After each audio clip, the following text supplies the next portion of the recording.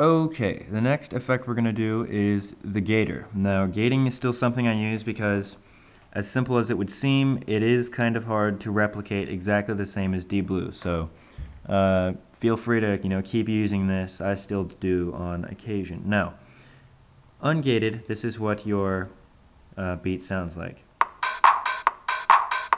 I'm sure you're getting tired of that, but I'm using it.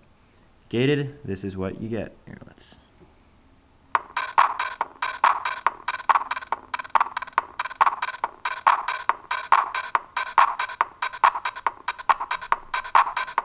Now you'll hear it's not exactly the same as a retrigger because it's not repeating the note. It's just, or the, whatever instrument it grabs. It's gating it. It's increasing and decreasing volume at a pretty fast speed. Retrigger takes the same note and repeats it again. Gating just drops the volume. So don't get them confused, but here is how you do it in FL. Now feel free to keep using dBlue. It still works really well with its gating effects. Now, create an automation clip for volume because all it's doing is dropping volume and bringing it back up really fast.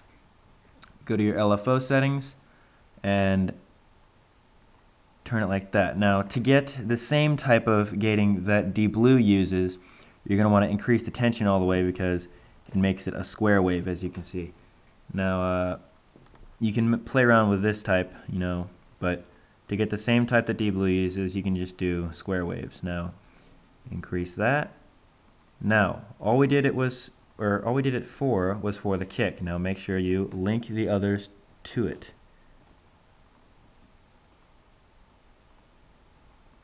See, this is why gating, with dBlue can be a much more simple approach because you don't have to go through and link everything or create new automations. But either way, here's what it sounds like with the FL gating. Like that. And you might have to tweak with the speed and stuff to get it so you can still hear the hard hit of everything.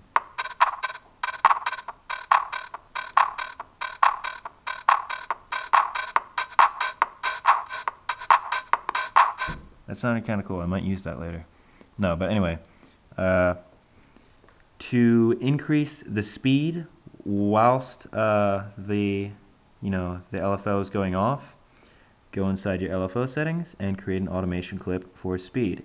Now, you'll notice a lot of my techniques are automation clip heavy. Automation clips are like the greatest thing that FL has ever made. They can totally, in an IDM sense, they can definitely make your sound really crazy. So yeah, automations, get used to using them because they're awesome. Now that the speed is all randomly contorted and whatnot, this is what we get. I usually don't play around with the speed of things, so I don't know how this will sound.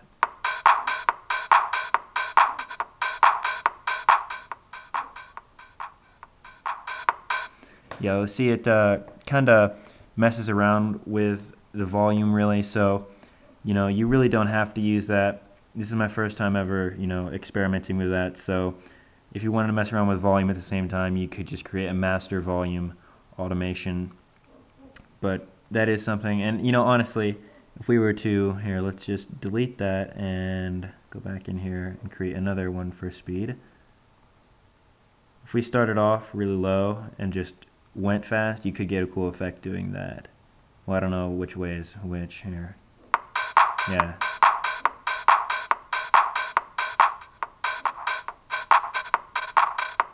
See, it starts off slow, as you can see, and then it gets just faster and faster. So yeah, that's everything in there. Now I will move on to delay.